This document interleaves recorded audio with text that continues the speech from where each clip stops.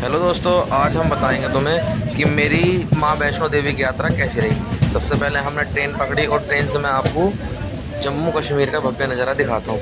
वैसे तो ये जम्मू में ही है, कश्मीर तो आ गए हैं और फिर भी हम बोल देते हैं कि जम्मू कश्मीर।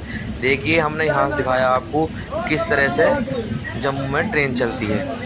आगे देखिए, यहाँ पर पहाड़ है। मैं तो आपको दूसरी साइड से दिखा रहा हूँ कि ये देखिए कितने पहाड़ और कैसे कि फ़ोन में तो थोड़े छोटे दिखाई दे रहे थे, मगर ट्रेन काफ़ी ऊंचाई पे चल रही थी, जिससे कि ऐसा लग रहा था कि पहाड़ सामने के कुछ छोटे हैं, मगर ये पास से देखने में बहुत विशाल थे। उसके बाद हम पहुँचने वाले थे स्टेशन। स्टेशन में पहुँच कर देखिए हम उतर गए वहाँ पर। उतरने के बाद मैं आपको चारों ओर दिखाता हूँ। फिर उसके बाद हम चल दिए होटल की ओर, जहाँ हमें अपना सामान वामान रखना था।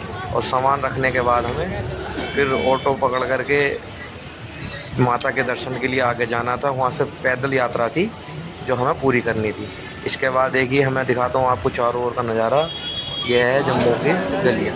फिर हम माता रानी के दरबार में पहुँच गए थे।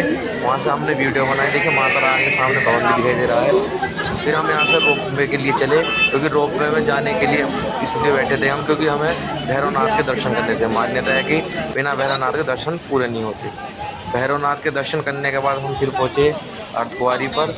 अर्धकुंवारी पर देखिए कितना भव्य नज़ारा चमक रहा था, क्योंकि यहाँ पर गर्मियों के मौसम में ऐसा लग रहा था जैसे जाड़ों के दिन है। और बादल ऐसे लटके हुए थे पहाड़ों पे जो हमें छू करके जा रहे थे।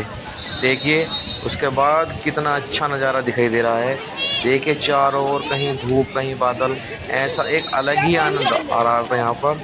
देखिए मैं दिखाता हूँ आपको भैरवनाथ के चारों ओर। के सामने ही भैरवनाथ का मंदिर है। उसके बाद देखिए फिर वहाँ से हम लाइन में लग के भैरवनाथ के दर्शन करें। फिर दोबारा हम रोप में बैठे और रोप में बैठने के बाद हम अब नीचे फिर माता की ओर चलने लगे।